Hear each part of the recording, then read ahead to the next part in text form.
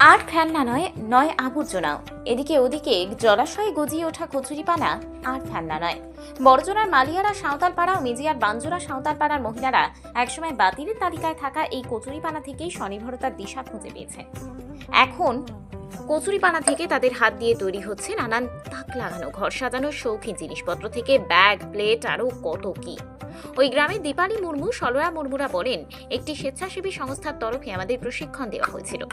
প্রশিক্ষণ শেষে সাঁওতালপাড়ার 25 জন মহিলা কচুরিপানা সংগ্রহের পর দীর্ঘ প্রক্রিয়ার পর তা থেকে বিভিন্ন ধরনের ব্যাগ সহ অন্যান্য জিনিসপত্র তৈরি করছেন। সেই ব্যাগ এখন থেকে বিক্রি হওয়ার ফলে বাড়তি কিছু রোজগার হচ্ছে বলে তারা জানান।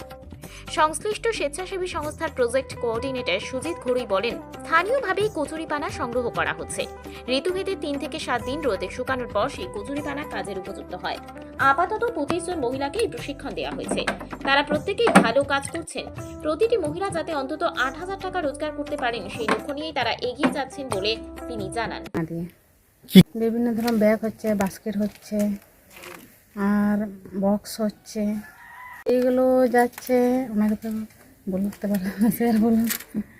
এটা কচুরিপানা দিয়ে আমরা করছি হেম্পার ব্যাগ, আপেল ব্যাগ, আর বীজ ব্যাগ, আর টুল ব্যাগ, আর প্লেট করেছি, আর ছোট ছোট প্লেট করেছি। কতদিন আগে 1-2 দিন মধ্যে করেছি। আমরা তো এই ট্রেনিং চলছে। মানে কি দিয়ে করছেন? কচুরিপানা দিয়ে। কোথা থেকে আনছেন? বড়জোড়া থেকে। বড়জোড়া থেকে। বড়জোড়া থেকে। আপনারা কজন আছেন? আমরা 25 জন আছি। ট্রেনিং হয়ে গেছে? হ্যাঁ, হয়ে গেছে। মানে এর দ্বারা কি হবে? একটু রুটি রুজি হবে, টাকা পয়সা আসবে? হ্যাঁ, টাকা পয়সা আয় আসবে। আমাদের রোজগার করার জন্য আমাদেরকে বড়জোড়া অফিসে সাহায্য করছে। হ্যাঁ, সাহায্য করছে। আপনারা কজন আছেন? 25 জন। এটা কোথায়? এটা বানজোড়া সাঁওতালপাড়া। আর এছাড়া অন্য কোনো পাড়া আছে? আছে, মারিয়ালা আছে। আছে, আসে ওরা? হ্যাঁ, আছে, আসেনি। মানে ওরা কি এই গ্রুপে আছে না অন্য গ্রুপ? আপনার নাম?